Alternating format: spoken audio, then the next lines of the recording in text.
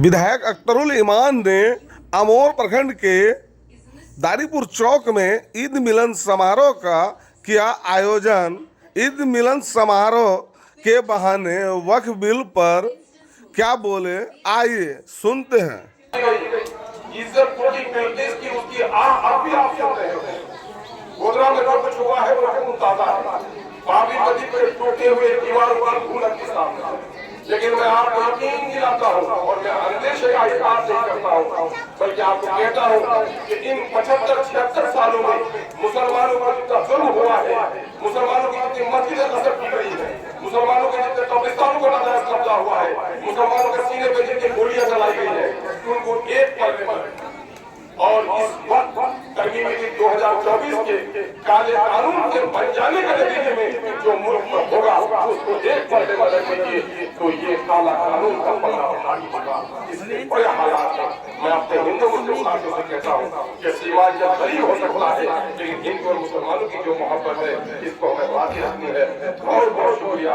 अस्सलाम वालेकुम। की मस्जिद बंद होगी, आज उसकी दुश्मनी देवबंदी से है, बरेली की वजह से है, हनफी और साफी की वजह से है। ऐ मुसलमानों, आज जो मोदी की दुश्मनी है कलमा ला इलाहा इल्लल्लाह मुहम्मद रसूलुल्लाह। इसलिए मुनफात एक है इस कौम की, नुकसान भी एक ही सबका नबी, दीन भी, ईमान भी, हर पाक भी, अल्लाह भी, कुरान भी। क्या बड़ी बात होते होते जो मुसलमान भी है, कहीं फिरका बंदी है और कहीं जाते हैं। क्या जमाने में भी अपनी यही बात है, ये फिरका बंदी है, लोगों को हजार दिन पर तोड़ना। अल्लाह से दुआ कीजिए, मेरे चचा थे, उनका पहला बेटा पैदा वो मस्जिद में गए, काजू की सियासत नहीं की, मैं लूटा भी नहीं तो मारना भी नहीं, मैंने दौलत की सियासत नहीं की।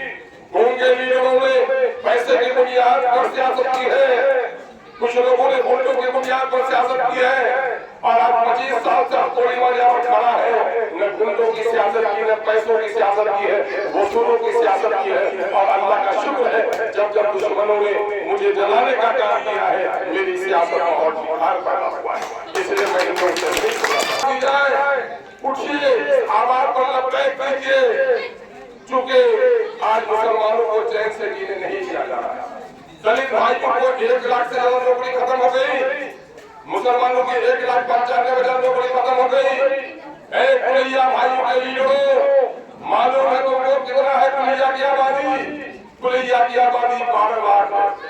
नौकरी मिलनी चाहिए थी कुलैया भाइयों को 18,000, 19,000, नौकरी मिली सिर्फ 5,000 या 5,500। अगर मुंह में जबान है तो जिनको चचा कहते हो कहो कि चचा जी, मैं जब बोलता हूँ पार्टी के बारे में तो लोग सब कहता है कि तुम्हारा नेता तो नौकरी खत्म कर दिया। मेरे लोगों, नौकरी तो दिला दो, आवाम की जाकर जबान वहां नहीं बन सकते, अपने नेता की गुलामी के लिए लोगों को बहकाते हो होशियार।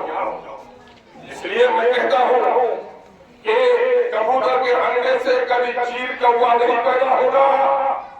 अगर सुलझा पुलियों में, पुलिया वालों में ईमान बाकी है, ईमान की हरम बाकी है, तो देश को तोड़ने वाली ये बीजेपी और बीजेपी के हमायती का कोई नेता यहाँ से कदम नहीं बढ़ा, नहीं बढ़ा।